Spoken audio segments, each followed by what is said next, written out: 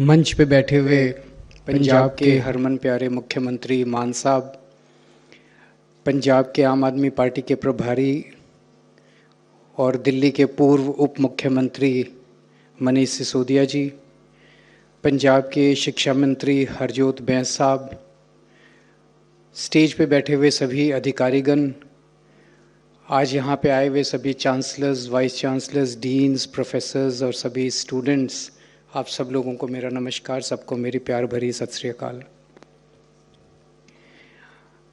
आज यहाँ पे जितनी बातें हुई हैं एक बहुत बड़ी उम्मीद पैदा करती हैं, लेकिन मैं थोड़ा सा बेसिक्स में जाना चाहूँगा। 17 साल एक बच्चा जो ग्रेजुएशन करता है वो 17 साल पढ़ता है। 17 साल पढ़ने के बाद हम उससे क्या प्रोडक्ट की उम्मीद करते हैं। 17 साल जिंदगी के देना कोई छोटी मोटी बात नहीं होती, बहुत बड़ी बात होती है। 17 साल एक बच्चे ने अपने ज़िंदगी के दिए, सबसे प्राइम टाइम के दिए, वो तो जो आउटपुट निकलता है 17 साल की पढ़ाई के बाद वो क्या होना चाहिए, उसमें क्या क्या क्वालिटीज़ होनी चाहिए। तो गांधी जी ने कहा था कि शिक्षा के 3 उद्देश्य हैं। पहला उद्देश्य है कि वो बच्चा जो 17 साल पढ़ने के बाद निकलता है वो अपने परिवार का पेट पाल सके, इतना कमा सके, इस लायक बन जाए वो 17 साल पढ़ाई के बाद। दूसरा उद्देश्य है कि वो एक अच्छा इंसान बन सके, समाज में एक अच्छा इंसान बन सके। और तीसरा उद्देश्य है कि वो देश के लिए एक अच्छा नागरिक बन सके। क्या हमारा आज का शिक्षा का सिस्टम जो है वो इन तीनों में से एक भी गोल पूरा करता है? 17 साल पढ़ने के बाद जब बच्चा निकलता है वो चारों तरफ नौकरी के लिए हाथ पैर मारता रहता है। ना वो अच्छा नागरिक बनता, ना वो अच्छा इंसान बनता। वो तो चीज़ें हम सिखाते ही नहीं है शायद अपने शिक्षा के सिस्टम में, ना नागरिक बनना सिखाते, ना इंसान बनना सिखाते। लेकिन वो अपने पेट पालने के लिए, अपने परिवार का पेट पालने के लिए भी तैयार नहीं होता। उसके लिए जिम्मेदार है हमारा आज का पूरा शिक्षा का सिस्टम जो इतने सालों से चला आ रहा है। और इस शिक्षा के सिस्टम की बुनियाद रखी गई थी 1840 में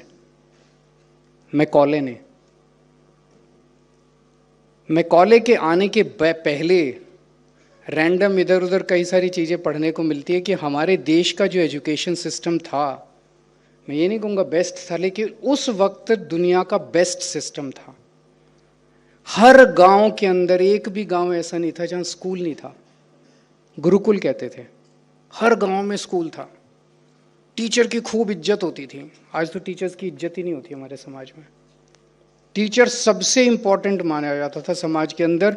और गुरुकुल के अंदर राजा का बच्चा और एक भिखारी का बच्चा दोनों साथ बैठ के पढ़ते थे। आपको जितने मर्जी आप कहानियाँ सुन, रामायण पढ़ लीजिए, महाभारत पढ़ लीजिए, वहाँ पे राजा के बच्चे और उनके बच्चे साथ बैठ के सीखते हैं। और उनको वो चीज़ें सिखाई जाती थी जो जिंदगी में काम आती हैं। जब वो पढ़ लिख के निकलते थे तो वो कुछ करने लायक बनते थे। कोई लोहार बन जाता था, कोई कुछ बन जाता था, कोई कुछ बन जाता था। वो अपना पेट पाल सकते थे। मैकॉले, और उस वक्त India was the most literate country in the world and England was the least literate country in the world. England के अंदर इलिटरेसी बहुत ज्यादा थी। और 1840 में आने के बाद उन्होंने रियलाइज किया कि अगर इंडिया के एजुकेशन सिस्टम को डिमोलिश नहीं किया गया तो इंडिया को हम रूल नहीं कर सकते। और तब मैकॉले ये पूरा एजुकेशन का सिस्टम लेके आया, बीए, बीकॉम, ये डिग्री, वो डिग्री। तब से चला आ रहा है ये सारा झंझट। उन्होंने ये सारा एजुकेशन सिस्टम इंडिया को डेवलप करने के लिए नहीं बनाया था।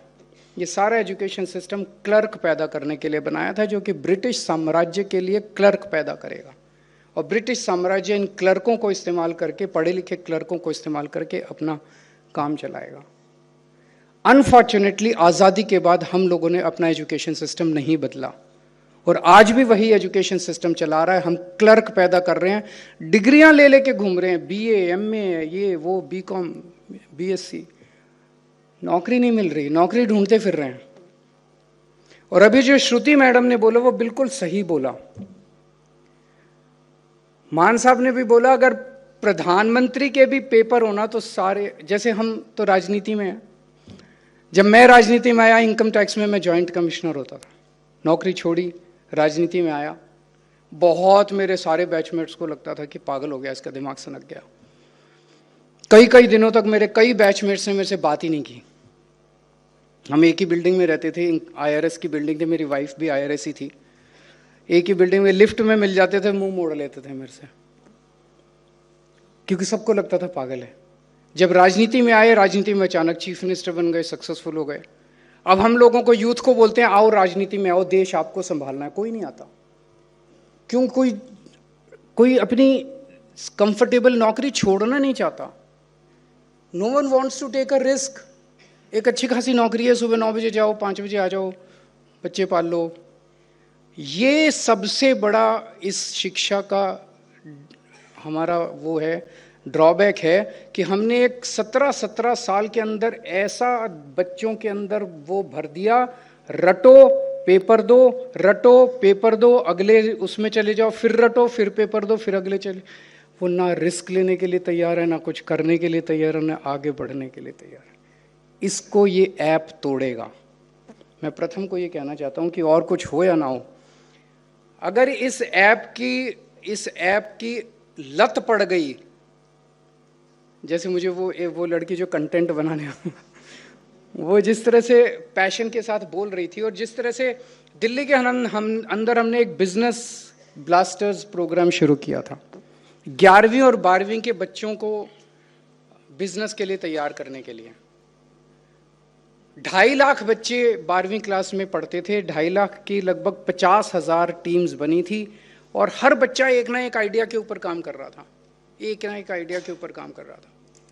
और कई बच्चों की टीम्स के साथ जब हम इंटरैक्ट करते थे, वो अपने आइडिया को लेके पागल हो गए थे, अपनी पढ़ाई लिखाई भी भूल गए थे, अपने वो उस आइडिया को, इस पे काम करना है, कोई चॉकलेट बना रहा है, कोई पेंटिंग्स कर रहा है, कोई कुछ बेच रहा है, कोई कुछ बेच रहा है, अपने आइडियाज़ को लेके ये पागलपन अगर हमने इस ऐप के ज़रिए क्रिएट कर दिया, इस एग्जामिनेशन वाले ढर्रे से हम बाहर निकल जाएंगे। ये बहुत बड़ा कंट्रीब्यूशन होगा मुझे लगता है इस ऐप का, कि इस ढर्रे से अपने को बाहर निकलना पड़ेगा। ये जो लत लग गई है ना, रटो पेपर दो, रटो पेपर दो, रटो पेपर दो, इसने हमारी पूरी की पूरी जनरेशन, पूरी के पूरे यूथ को खराब कर दिया हम लोगों के।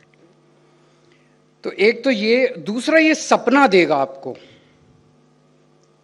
अभी सपना क्या है? सपना है कि मैं ग्रेजुएशन करूंगा, फिर मैं UPSC के पेपर दूंगा, बैंकिंग के पेपर दूंगा, लेबर इसके पेपर दूंगा, रेलवे के पेपर, कहीं नौकरी मिल जाएगी। ये कोई सपना नहीं है जिंदगी का। हर आदमी अपना एक आइडिया क्रिएट करेगा और उस आइडिया के ऊपर वर्क करेगा और उस आइडिया को वो सक्सेसफुल बनाने के लिए काम करेगा। ये उसका सपना होगा। ये ऐप उसको एक सपना देगा।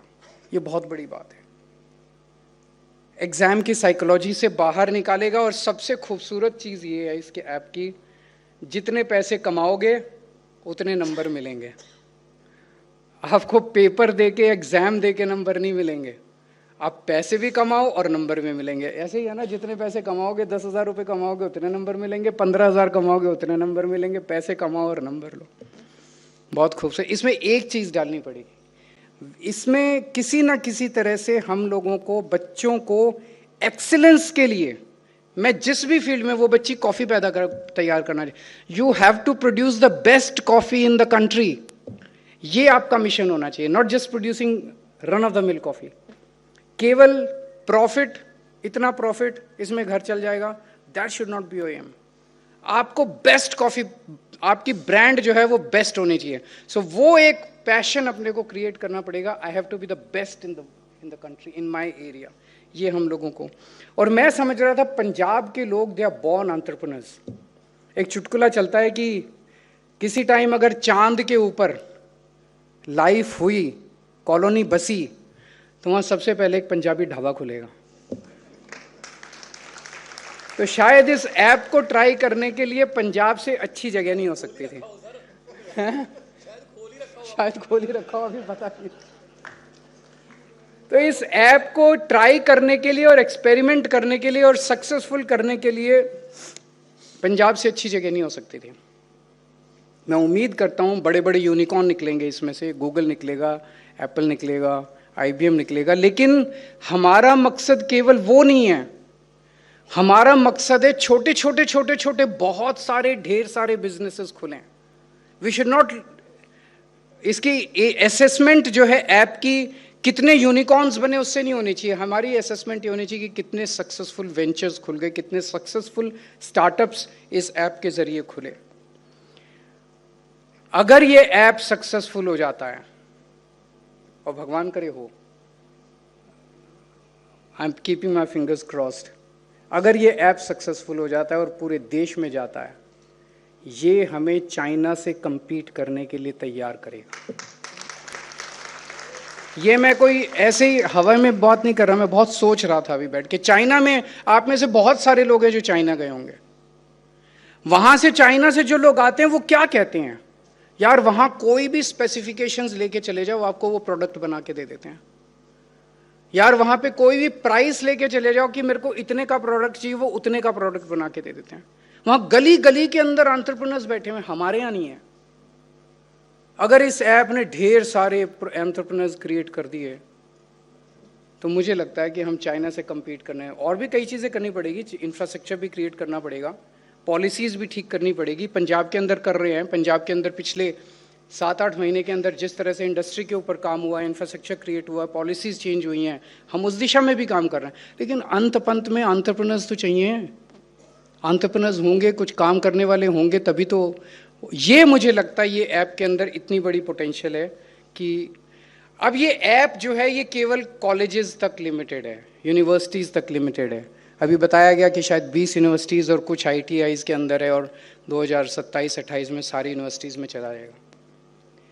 बहुत सारे बच्चे हैं जो एजुकेशन सिस्टम के बाहर हैं, 12वीं के बाद पढ़ाई छोड़ देते हैं, 10वीं के बाद पढ़ाई छोड़ देते हैं। मैं भी मनीष जी से बात कर रहा था, उन सारे बच्चों को भी, उनको तो बेचारों को कोई नौकरी भी नहीं देता, उन सारे बच्चों को।